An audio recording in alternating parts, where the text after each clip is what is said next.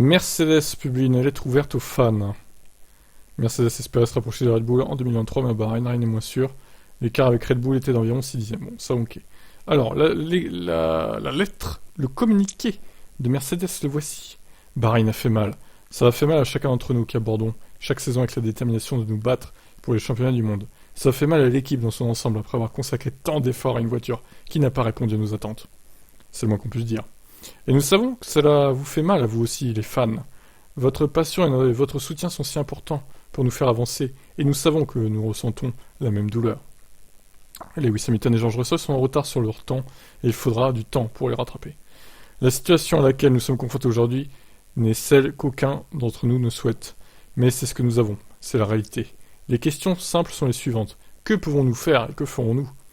Mercedes poursuit. Tout d'abord, nous ne paniquerons pas et nous ne réagirons pas par réflexe. Dans un contexte aussi brûlant que celui de la F1, les gens sont prompts à pointer du doigt ou à chercher des boucs émissaires. Mais vous nous connaissez mieux que ça. Au sein de l'équipe, nous parlons d'avoir le courage d'échouer, le caractère d'être responsable et la force de voir l'échec comme une opportunité. Nous avons fait preuve d'une ouverture et d'une honnêteté sans faille quant à notre situation. Et nous travaillons d'urgence et calmement à l'élaboration de notre plan de redressement. Eh ben, rien que ça. Mercedes garde la tête haute et ne reculera pas, écrit-elle elle-même. L'équipe lance également un appel aux fans.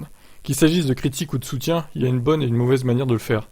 Nous voulons que notre communauté en ligne soit un espace sûr, plein de débats sains, où les gens traitent les autres et sont traités avec respect.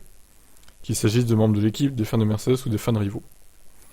Ils poursuivent en disant « Êtes-vous prêts à vous joindre à nous pour la riposte? Si ce n'est pas le cas, il n'y a pas de rancune. Si oui, alors allons-y. » Ouais, ok, d'accord, bon.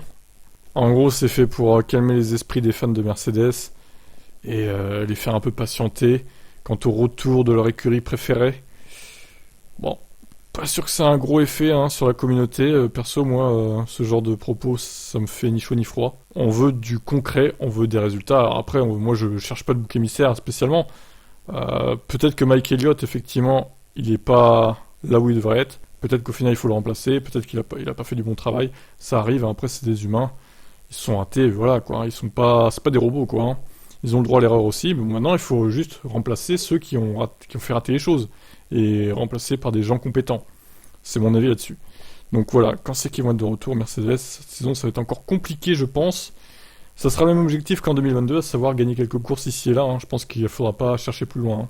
Qu'est-ce que vous en pensez de cette lettre ouverte de Mercedes? Je vous laisse commenter.